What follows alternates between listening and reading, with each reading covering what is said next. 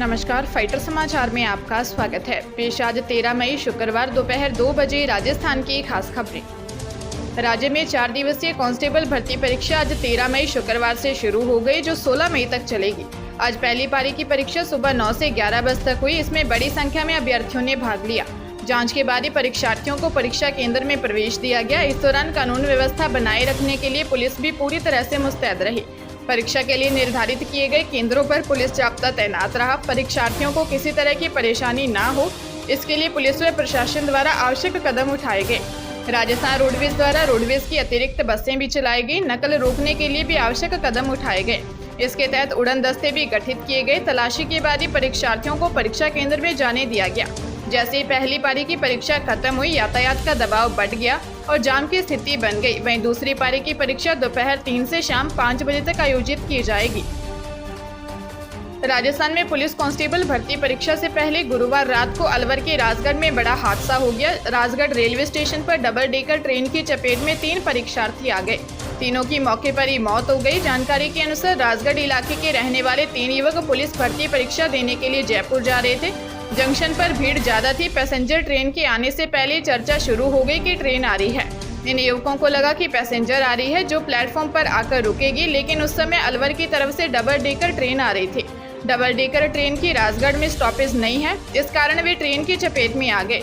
लोगों ने आवाज भी दी, लेकिन तीनों ने कानों में ईयरफोन लगा रखा था। ऐसे में लोगों की आवाज भी नहीं सुनी और ट्रेन की चपेट में आ गए।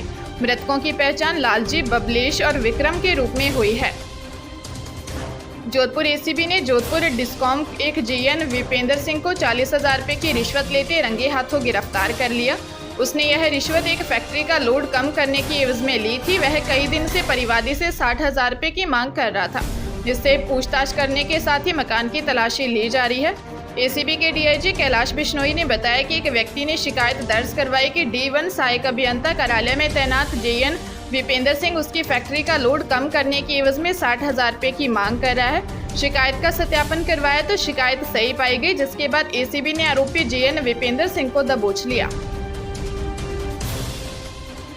दौसा जिले के लालसोट थाना क्षेत्र के आनंद हॉस्पिटल की डॉक्टर अर्चना शर्मा सुसाइड मामले में पुलिस ने 2 और आरोपियों को गिरफ्तार किया है, जिसमें प्रसूता का पति लालूराम बैरवा व जेठ भोमाराम बैरवा शामिल है। पुलिस ने इनके पास से 3 लाख रुपए भी बरामद किए हैं, जो कि प्रसूता की मौत के बाद बतौर समझौता लिए गए थे। दोनों आरोपियों को न्यायालय में पेश कहा, जहां से उन्हें जेल भेज दिया गया। वहीं डॉक्टर सुसाइड केस में पुलिस अब तक भाजपा नेता जितेंद्र गोठवाल समेत 10 आरोपियों को गिरफ्तार कर चुकी है, जिनमें से 8 आरोपी पहले से ही न्यायिक हिरासत में चल रहे हैं।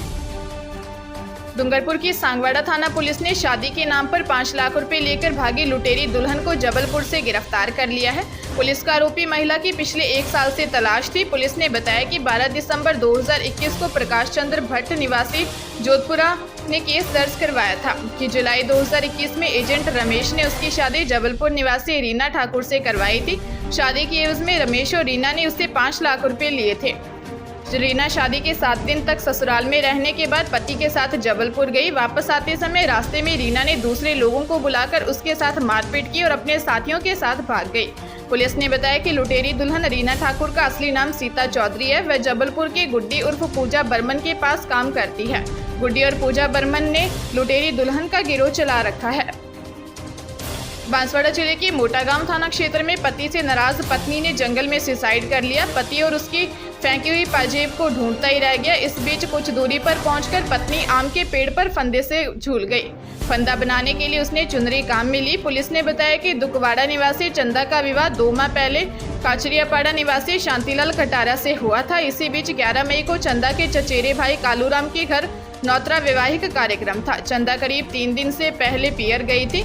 पति ससुराल पहुंचा और कुछ देर रुककर बाइक लेकर निकल गया। इस बीच शांतिलाल और चंदा के बीच लिफाफे में ज्यादा पैसे रखने की बात हुई, लेकिन शांतिलाल ने पैसा नहीं होने और मिल्की तनख्वाह नहीं मिलने की बात कही। शांतिलाल के जाने के बाद चंदा ने उसे फोन लगाकर जंगल में मिलने बुलाया। वहां चंदा ने उसके पति को गरीब, फकीर जैसे शब्दों का इस्तेमाल कर गालियां दी। गुस्से में चंदा ने उसकी पायजेब और मोबाइल भी उठाकर शांतिलाल के ऊपर हवा में उछाली।